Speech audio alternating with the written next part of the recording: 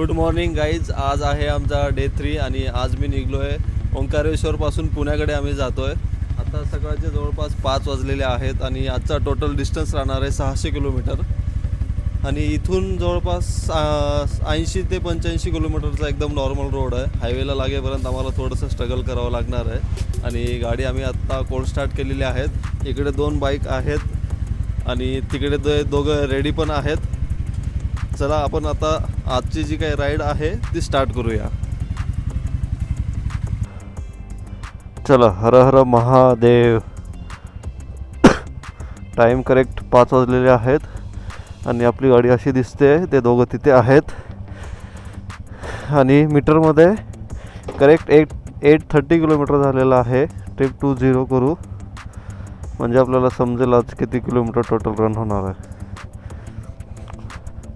Trip 20 झालेली आहे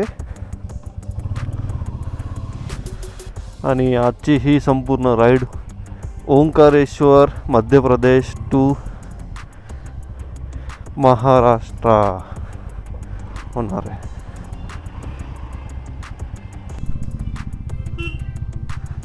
जय Shri Mahakal.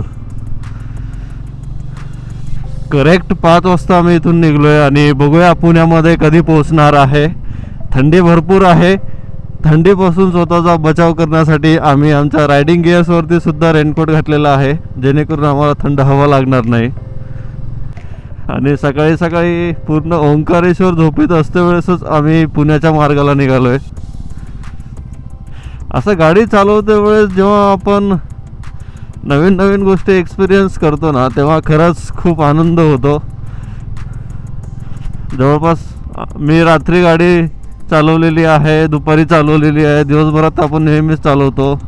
Early morning पण चालवण्याचा हा वेगळाच आनंद आहे.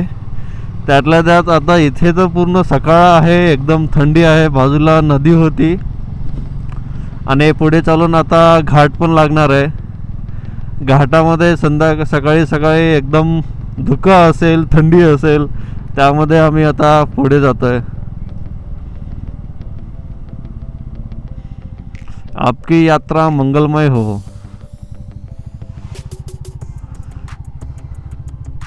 एक छोटंसं एंट्री गेट होतंय इथे ओंकारेश्वरचं. त्यानंतर मेन कमान इकडे पुढे आहे. ते कमानीतून जेव्हा आम्ही समोर जाऊ तेव्हा आम्ही खरा ओंकारेश्वर संपून पुढे आमच्या मार्गाला लागणार आहे, असं समजलं तरी चालेल. आणि या ब्लॉगमध्ये पण सजेशन आहे की जसं तुम्हाला मी मागच्या ब्लॉगमध्ये सांगितलं होतं की उज्जैन ते ओंकारेश्वर असेल किंवा इंदोर ते ओंकारेश्वर असेल, हा रस्ता अजिबात चांगला नाही आहे, अंडर कन्स्ट्रक्शन आहे. इथून पुढे तुम्ही एका वर्षाला येत असाल तर रस्ता पूर्ण चांगला राहील. पण तुम्ही जर रात्रीच्या टाईमला इकडे येत असाल तर माझं सजेशन आहे की तुम्ही रात्रीच्या टाईमला इकडे ट्रॅव्हलिंग करणं अवॉइड करा. ओंकारेश्वर तीर्थ नगरी में परिधानों के लिए धन्यवाद. परिधानों के लिए काहीतरी लिहिलेलं होतं बाई, क्लिअर वाचता नाही आलं.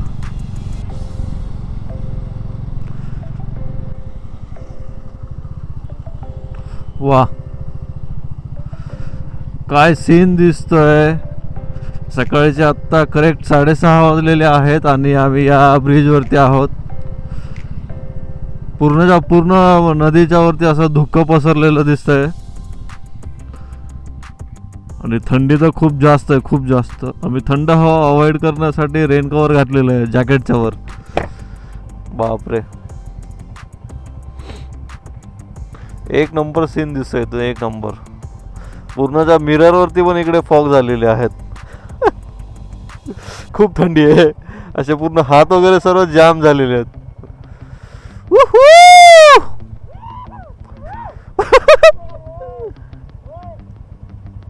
मस्तच.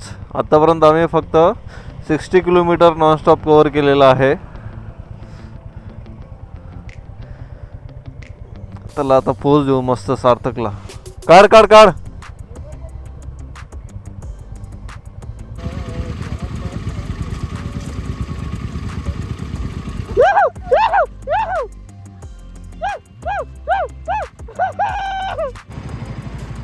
टँक खाली होत होते, त्यामुळे हायवे टच झाल्यानंतर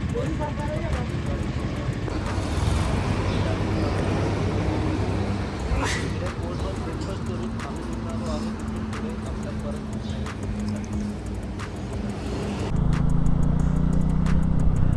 आता हा आग्रा मुंबई हायवे सोडून आम्हाला धुळ्यासाठी लेफ्ट टर्न घ्यायचं आहे. पुढे गेल्यानंतर आम्हाला धुळे लागणार आहे. हा हायवे एकदम टॉप क्लास होता. माहिती नाही परत इकडे कधी येणं होईल, पण हा रस्ता एकदम एकदम एक नंबर आहे. कुठेच काहीच खराब नाही आहे, कुठेच एकदम असे पॉट होल्स नाही आहेत, काहीच नाही आहे. आणि आत्तापर्यंत आमचं 1028 किलोमीटरची राईड जी आहे ती कंप्लीट झालेली आहे. ॲक्च्युली मला 1000 किलोमीटरवरती फोटो घ्यायचा होता, पण हायवेमध्ये क्रूज करते वेळेस कधी 1000 किलोमीटर संपून गेलं काही समजलंच नाही. आणि हे मीटर 999 किलोमीटर झाल्यानंतर ऑटोमॅटिक बंद झिरोपासून स्टार्ट होतात. त्यामुळे मग ते परत झिरोपासून स्टार्ट झालं आणि 1000 कंप्लीट झाल्यानंतर परत 28 किलोमीटर झालेलं आहे. तरी असो खूप आनंद झाला. आम्ही या राईडमध्ये सुद्धा 1000 किलोमीटर अंतर आत्तापर्यंत पूर्ण कव्हर केलेलं आहे. याआधी हम्पी राईडमध्ये पण आपले जवळपास 1350 ते 1400 किलोमीटरची राईड कंप्लीट झाली होती. आणि इथे पण आपली जवळपास मला वाटते की 1000 किलोमीटर प्लसचीच राईड कंप्लीट होणार आहे. ही पण 1200 ते 1400ची राईड कंप्लीट होईल पूर्ण. इथून पुढे धुळे फक्त 50 किलोमीटर आहे. जेव्हा आम्ही धुळे टच करू तिथून पुढे पुणे एक्झॅक्ट आमचा हाफ पोर्शन रिमेनिंग राहणार आहे. कारण का पुणे टू उज्जैनमध्ये सेंटर पॉईंट एक धुळे आहे. दोन्ही साईडला डिस्टन्स सेमच आहे. मग टोल गेट 1 किलोमीटर टोल नाका आहे 1 किलोमीटरवरती. आम्ही मागे थांबलेलो होतो म्हणून आमच्यासाठी हे पुढे थांबले होते. ही असते कुठल्या पण रायडिंगमध्ये एक अंडरस्टँडिंग. कोणीच पळवत गाडी पुढे जात नाही. जर पुढच्या रायडरला जर मागची गाडी दिसत नसेल तर त्याची एक तर स्पीड कमी होईल आणि खूप वेळापासून दिसत नसेल तर तो जागेवर थांबेल मागचा येईपर्यंत. असं कधीच होणार नाही की समोरचा समोरच जाईल आणि मागचा मागेच राहील.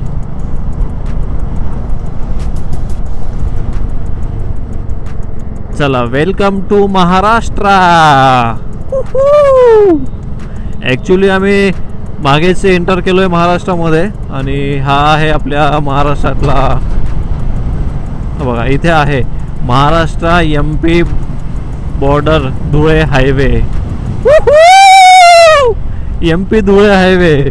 फायनली आम्ही महाराष्ट्र टोलमध्ये एंट्री करतोय. जाते वेळेस पण इथे फोटो काढला होता आणि इथे पण एकदम मस्त. जय महाराष्ट्र. मध्य प्रदेश मध्ये राऊंड मारून परत आपण स्वराज्यात आलो आहे. जय महाराष्ट्र.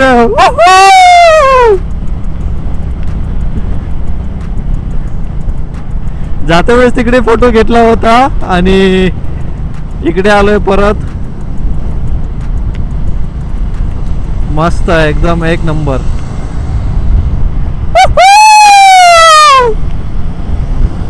सर्व एक्साइटेड आहेत. फायनली आपण आपल्या मायभूमीमध्ये परत आलेलो आहे.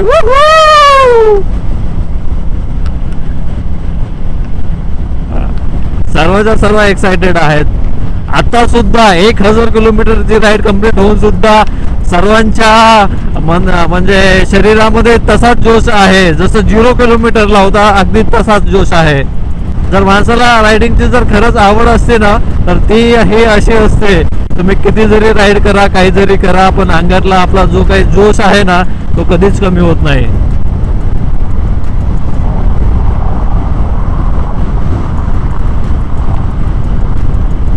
धुले की पब्लिक हम आ रहे हैं.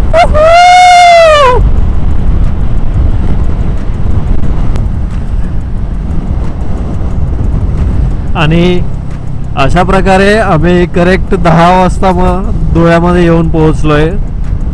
तिथून निघालो होतो 5 वाजता. 5 तास लागले इथे येण्यासाठी आणि करेक्ट 10 वाजलेले आहेत. इथे येऊन पोहोचलोय धुळ्यामध्ये. धुळे की पब्लिक हम आ गए. हॉटेल नालंदा दिसतं इथे.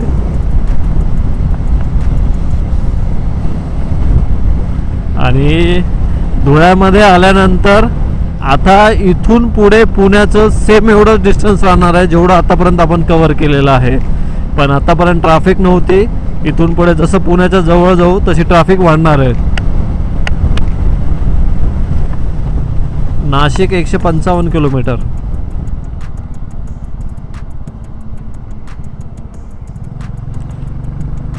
जसं धुळ्यामध्ये एंटर केलोय आपण, थोडीशी ट्रॅफिक आहे, जास्त नाही आहे.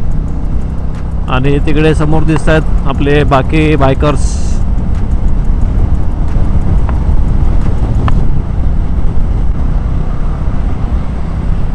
इथून जाते वेळेस आम्ही सकाळी 9:30 वाजता धुळ्यामध्ये होतो आणि तिकडून आता येते वेळेस आता 10 वाजलेले आहेत या टाईमला धुळ्यामध्ये. म्हणजे जवळपास सेम टाईमलाच आम्ही धुळ्यामध्येच होतो.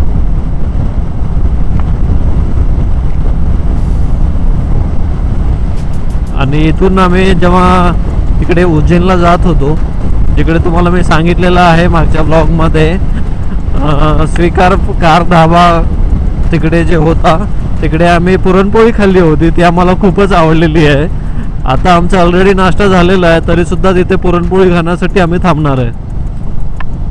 मला वाटतं इथून पुढे ते 10-15 किलोमीटरवरती काहीतरी आहे. अरे देखो धुले की पब्लिक, तुम्हारा रास्ता कितना खराब झाला है.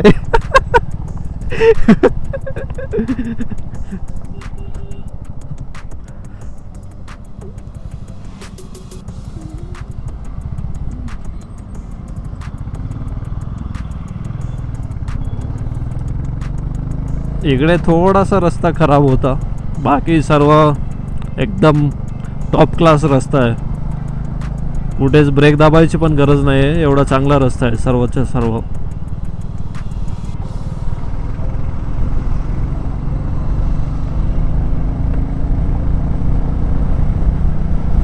आणि ज्या कुणाला Pune to Ujjain bike ride करायची आहे पण त्यांनी वन गोमध्ये 600-700 किलोमीटर पूर्ण कंप्लीट करणं शक्य नाही आहे, त्यांच्यासाठी स्टेसाठी धुळे एकदम बेस्ट ऑप्शन आहे. कारण का धुळे सेंटर आहे, तुम्ही वन डेला हाफ डिस्टन्स कवर करून घेऊ शकता, इथे स्टे करू शकता, नंतर नेक्स्ट डेला हाफ डे पूर्ण कवर करू शकता. चला अभी धुले सिटी ख़त्म हो रहा है, अभी धीरे धीरे हम धुले के बाहर निकल रहे हैं. चलो बाय बाय धुले की पब्लिक, बाय बाय, फिर कभी आएंगे धुले.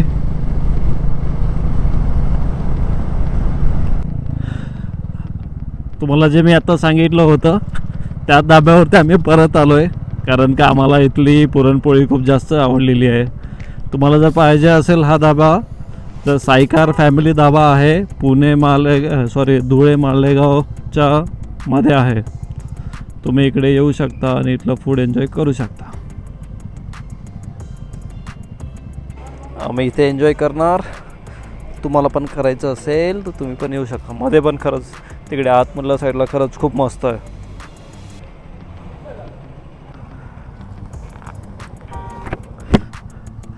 इथे सार्थक आणि प्रशांत आता इकडे शिर्डी साईडला जाणार आहेत आणि आम्ही डायरेक्ट नाशिक मार्ग पुण्याला जाणार आहे.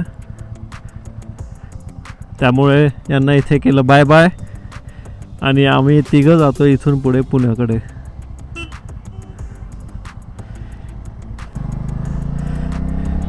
चला इथून पुढे आता आम्ही तिघंच राहणार आहे पुण्यापर्यंत आणि ते लोक ते जाणार आहेत कोल्हारला सार्थकच्या घरी. नंतर रात्री सार्थक पण येणार आहे पुण्याला. इथून परत पुणे जवळपास मला वाटते 270-80 किलोमीटर असेल. पण आता आमच्या तिन्ही गाड्या आहेत एकदम संध्याकाळी 6 ते 7च्या दरम्यान आम्ही पोहोचून जाऊ पुण्यामध्ये. आता थोडं ऊन पण वाढलेलं आहे, 12 वाजलेले आहेत, पण गाडीची स्पीड असल्यामुळे एवढं ऊन लागत नाही आहे, थंड हवाच लागते.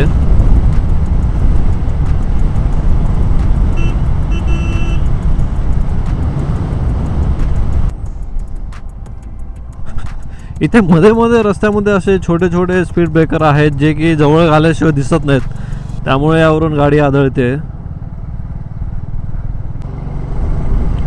बघू, करेक्ट 12 इथे वाजलेले आहेत आणि आम्ही पुण्यामध्ये जवळपास 6 ते 7च्या दरम्यान पोहोचणारच आहोत, किती जरी स्पीड कमी असेल तरी सुद्धा.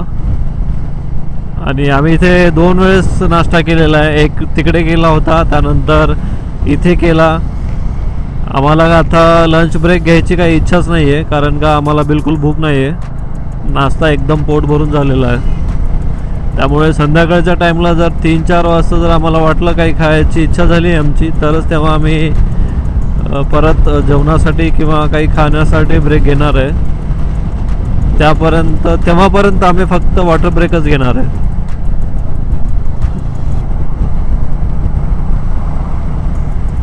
तुम्हाला ही संपूर्ण राईड कशी वाटते ते पण मला कमेंट सेक्शनमध्ये नक्की कळवा. आणि तुम्ही जर उज्जैनचा प्लॅन करत असाल तर या आधीचे पण दोन्ही ब्लॉग पूर्ण व्यवस्थित बघून घ्या, जेणेकरून तुम्हाला उज्जैन राईडबद्दल सर्व डिटेल इन्फॉर्मेशन मिळून जाईल. आम्ही इथे नाशिकच्या जवळ आलो आहे आणि अचानक रोहितची गाडी पंक्चर झाली. आता इथे पंक्चर जोडून आम्हाला पुढे निघावं लागेल. बरं झालं एकच पंक्चर होतं, ते पण छोटं आहे. आधी जिथे पंक्चर झालेलं होतं तेच पंक्चर आता ओपन झालेलं आहे, कारण का गाडी पळून पळून टायर गरम झाले असतील आणि त्यामुळे ते पंक्चर ओपन झालं असेल.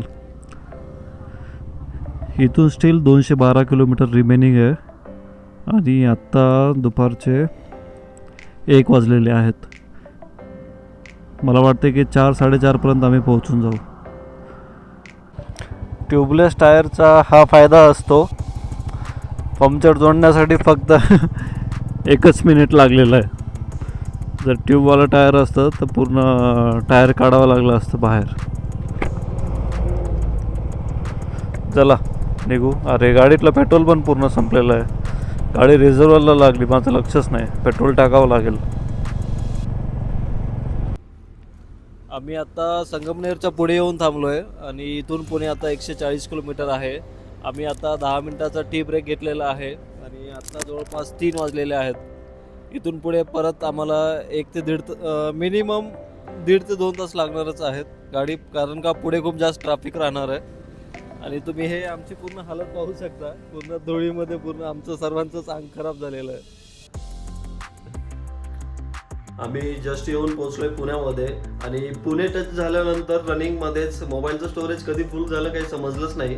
मी बोलत गेलो आणि घरी येऊन पोहोचल्यानंतर माझ्या लक्षात आलं की स्टोरेज फुल झालेलं आहे. त्यामुळे मी हा ब्लॉग आता परत बनवतोय. तुम्हाला ही संपूर्ण राईड कशी वाटली मला कमेंट सेक्शनमध्ये नक्की कळवा. आणि अशा प्रकारे इंटरेस्टिंग व्हिडिओसाठी आपल्या चॅनलला आत्तापर्यंत तुम्ही सबस्क्राईब केलं नसेल तर नक्की सबस्क्राईब करून घ्या.